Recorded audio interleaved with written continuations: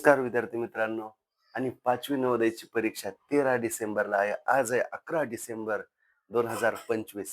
सर्वांचं आजच्या या व्हिडिओमध्ये स्वागत. भाऊ, आजचा हा व्हिडिओ महत्वाचा आहे, शेवटपर्यंत बघा.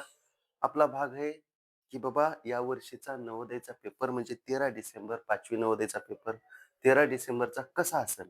नेमका सोपा पेपर येईल तुम्ही म्हणजे सर, का अवघड येईल, का मध्यम येईल, त्याच्यात बुद्धिमत्ता कशी येईल, गणित कसं येईल, मराठी कसं येईल, याचं सगळं विश्लेषण, सगळं स्पष्टीकरण या व्हिडिओच्या माध्यमातून बघायचं. तत्पूर्वी तुम्ही चॅनलवर नवीन असाल तर चॅनलला सबस्क्राईब करा.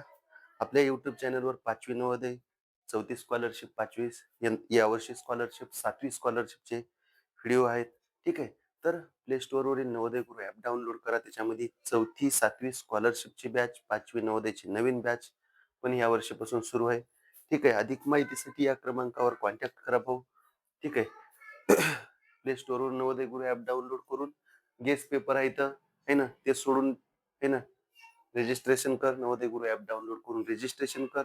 ठीक आहे. स्कॉलरशिप साठी सुद्धा महत्वाचे. ठीक आहे. काय अडचण असेल तर या नंबरवर कॉन्टॅक्ट कर. चला, आपल्याला बघायचं या वर्षीचं नेमका पेपरचं स्वरूप. चल लवकर दाद्या. तर तू मला सांग की गोष्ट झाली गेल्या वर्षीची 2025 ची तुलना करूया किंवा मागलच्या 4-5 वर्षाची तुलना करू. ठीक आहे. लॉकडाऊन नंतर लॉकडाऊन नंतर पेपर आला. ठीक आहे. तर तो एकदम एकदम सोपा होता. लॉकडाऊन मधला पेपर कसा होता? एकदम सोपा होता. त्याच्यानंतर काठिण्य पातळी वाढत वाढत वाढत गेली.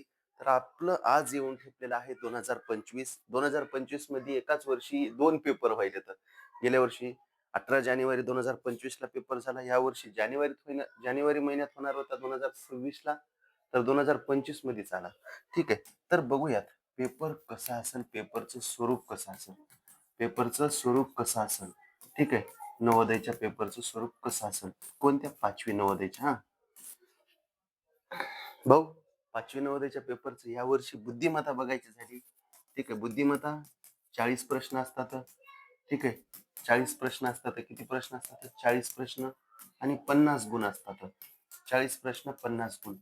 ठीक आहे. तर हे एकदम इझी असेल, इझी. याच्यात काय अवघड नाही.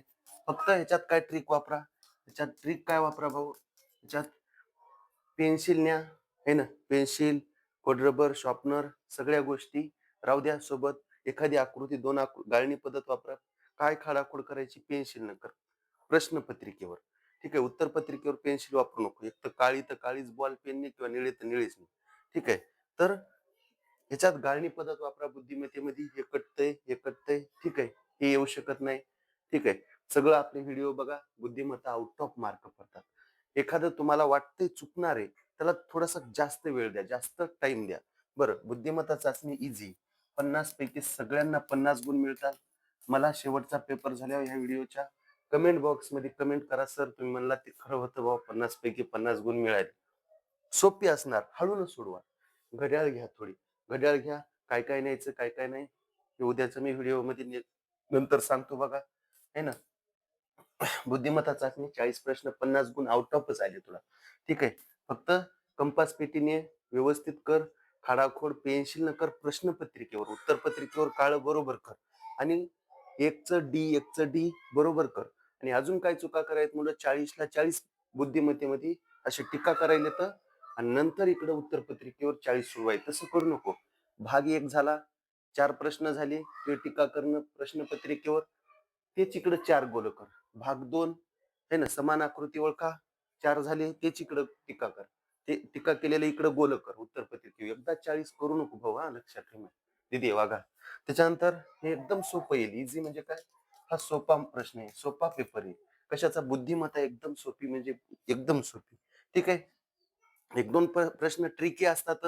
थोडासा तुम्हाला वाटतंय तर चुकतंय ते हळून सोडवा. हा, 1-2 प्रश्न हळून सोडवा, फक्त एकदम सोपी. राहिला अंकगणिताचा भाग. अंकगणित, अंकगणित परीक्षण म्हणजे गणित. ठीक आहे.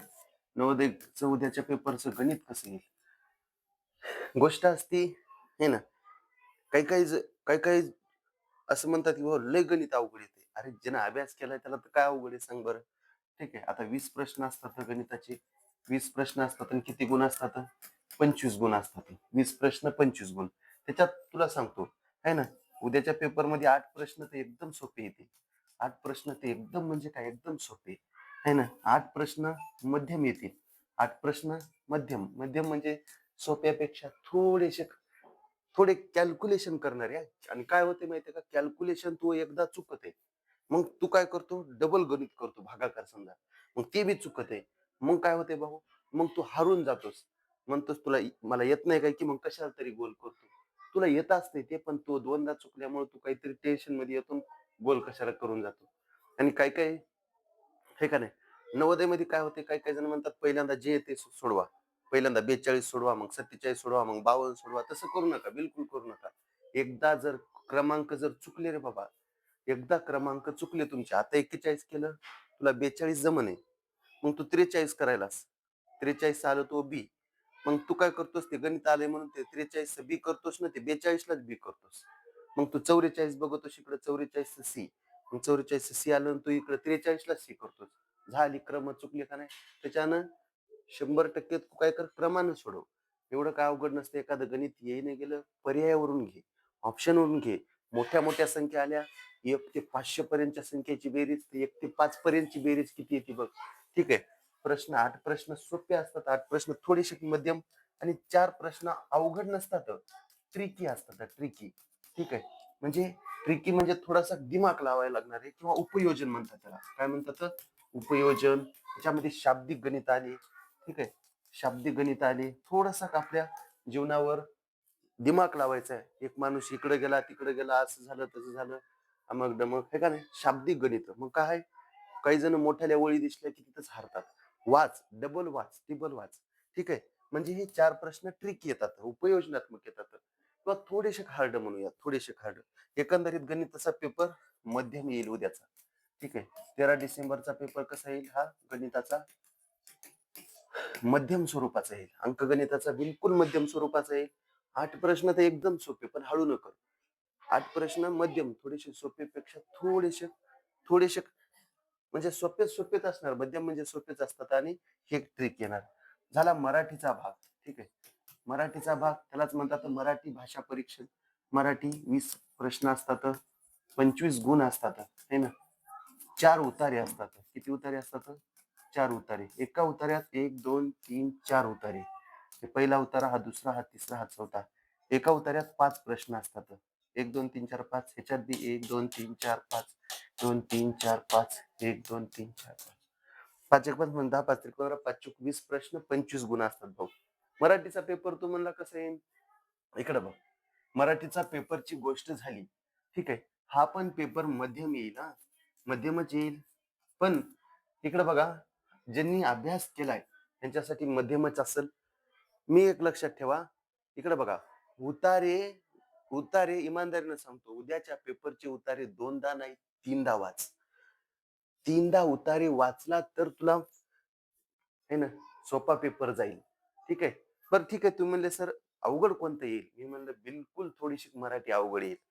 ठीक आहे. तुझं खच्चीकरण नाही करीत बाळा, आहे ना, की मी तुला सतर्क करायलो, की बाबा मराठीचे उतारे 3दा वाच याच्यासाठी. ठीक आहे. नसता काय होते, तुला कोणी सांगत नाही. सगळे शिक्षक म्हणतात, काही जण, भरपूर जण गणिताची तयारी घेतात, मराठी घेत नाहीत. बुद्धिमत्ता म्हणजे घेत नाहीत, म्हणजे घेतात, पण मराठी कमी होती. माझं काय सगळ्याच काय, मराठी कमी होती आणि बुद्धिमत्ता कमी होती. गणित जास्त होते, कारण गणित अवघड असते. बिलकुल सगळ्यांचं सेम आहे. पण काय होते, उद्याच्या पेपरला लक्ष कर.